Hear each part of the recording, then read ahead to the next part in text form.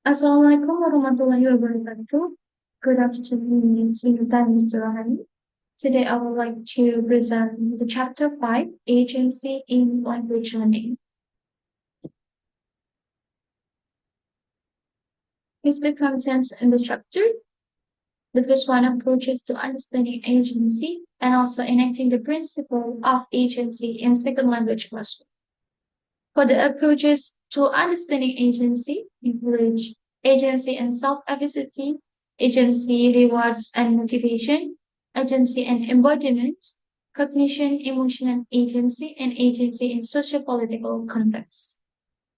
And the next one is enacting the principle of agency in second language classroom. Therefore, the first one encourage learners to language, allow learners voice to develop and promote perceptual learning and affordances, and also guide students to develop self-regulating strategies. For the approaches to understanding agency, the first one, agency and self-efficacy. Self-efficacy here is correlates to individuals' awareness to make an effort in learning.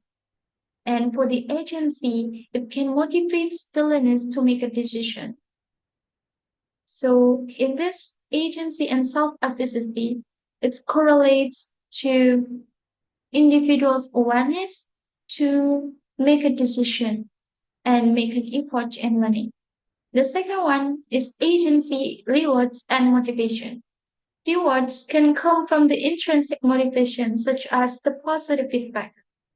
And also the motivation is divided into two, namely intrinsic motivation. It comes from from their inside, and extrinsic, it comes from the outside, from the environments.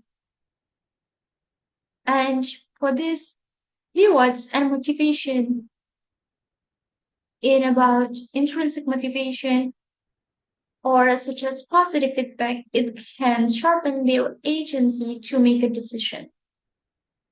The next one is agency and embodiment. Embodiment here is a relationship between mind and action that can be relevant to human agency. And agency involves connection, emotion, and physical movement or learning, so students can make a choices of their learning or of the course. The next one is cognition, emotion, and agency. Cognition includes how the brain works in taking further actions, and emotions play a vital role in decision making. So, for this agency, cognition, and emotion means that ability to take an action with intentionally, to provide or arrange the course, the, the goals for their selves or for themselves in their learning activities. The next one is agency in socio-political context. Second language takes place to increase the learner's participation in the target communities. An agency connects aim to understand learner autonomy in situated second language and also how the learner's roles as a social being. Learner agency in a socio-political context is strongly connected with how the language learners are viewed. The next is enacting the agency in second language classroom. Human agency becomes essential to make a dynamic and complex life, and the agency that proper will foster learners' language learning and use. Here's how to enact the agency in the second language classroom. The first one is encourage learners to the language. The teacher can encourage the students to use the target language in the classroom. And teachers can create the opportunities for students to use the target language in authentic real-life contexts. The next one is allow learners' voice to develop. Voice here, it comes from ideas, opinions, emotions, feelings, or thoughts. Teacher can create opportunities for students to speak their voices. Students are allowed to express their voices, ideas, and opinions so it can enact their desired identities in the target language and it can help them to enact their agency in second language classroom. The next one is promote perceptual learning and avoidance. Avoidance here is action possibilities. So classroom provides language affordances or action possibilities. And teachers should include topics and assignments that suit their interests and goals. Avoidance indicates the opportunities for actions that are very meaningful. And when developing materials, teachers can think about the learner's cultural and linguistic backgrounds, such as their abilities, aspirations, or identity.